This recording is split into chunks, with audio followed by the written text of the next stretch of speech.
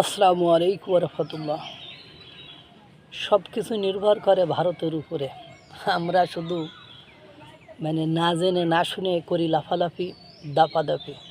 দেখেন, আপনি ভারতের ইন্টেনশন, ভারতের ইচ্ছা শক্তির উপরেই সব কিছু নির্ভর করছে।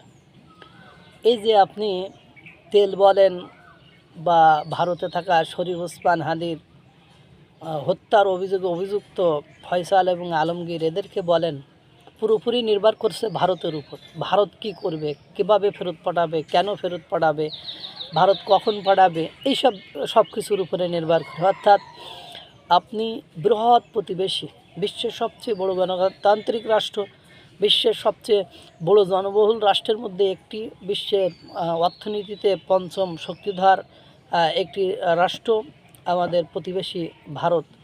তাদের সাথে সুসম্পর্ক রাখাটা যে কতটা জরুরি সেটা বলার অপেক্ষা রাখে না। তিনটি ঘটনার কথা বলছি, তাহলে আপনারা বুঝতে পারবেন। তিনি আরও বলেন, শেমা ওবায়েদ পররাষ্ট্র প্রতিমন্ত্রী, তিনি আরও বলেন, ভারতে গ্রেপ্তার হওয়া শরীফ ওসমান হাদি হত্যা মামলার আসামি ফয়সাল করিম ও আলমগীর হোসেনকে জিজ্ঞাসাবাদের জন্য এখনও কনসুলার অ্যাক্সেস পায়নি বাংলাদেশ। তবে দ্রুতই অ্যাক্সেস পাওয়া যাবে বলে আশা করছে সরকার।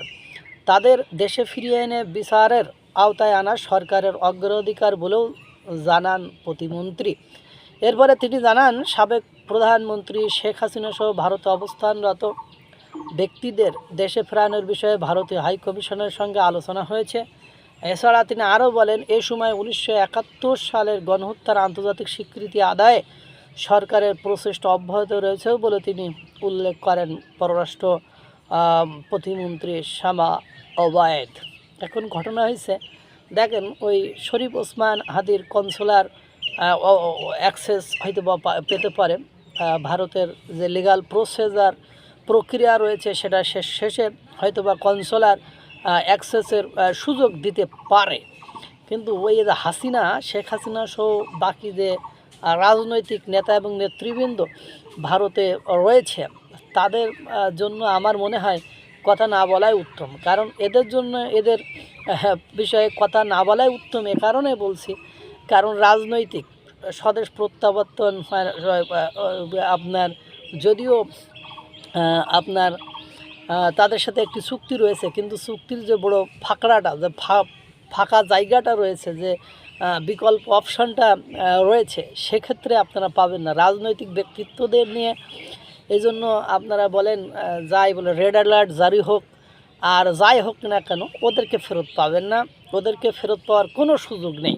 সুতরাং এইসব বিষয়ে না বলে, এরপরেও দেখেন, প্রত্যাপন যে চুক্তিটি রয়েছে সে অনুযায়ী ফয়সাল এবং আপনার আলমগীরকে ফেরত পাওয়ারও সম্ভাবনা আমার পক্ষ থেকে মনে হয় খুব ক্ষীণ।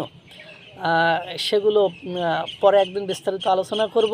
তা দেখেন, যা কিছু হারাই গিন্নি কেষ্টা বেটায় চোর, অর্থাৎ এখানে এরকম হয়েছে, বাংলাদেশের পজিটিভ কোনো কিছু দরকার হলেই তার জন্য দরকার হলো ভারতের অনুমতি, ভারতের সম্মতি। তাছাড়া ভারতের অনুমতি সম্মতি ছাড়া বাংলাদেশের পক্ষে কোনো কিছুই করা সম্ভব নয়। কারণ এমনভাবে বাংলাদেশ এখন বর্তমান সময়ে 18 মাসে অন্তর্বর্তীকালীন সরকার বাংলাদেশকে এমন বিপদগ্রস্ততার ভিতরে রেখে গিয়েছে, সেখান থেকে বের হতে ভারতের সাথে, ভারতকে উত্তেজিত করে এই সরকার সাস্টেইন 1 সপ্তাহ করতে পারবে বলে আমার মনে হয় না।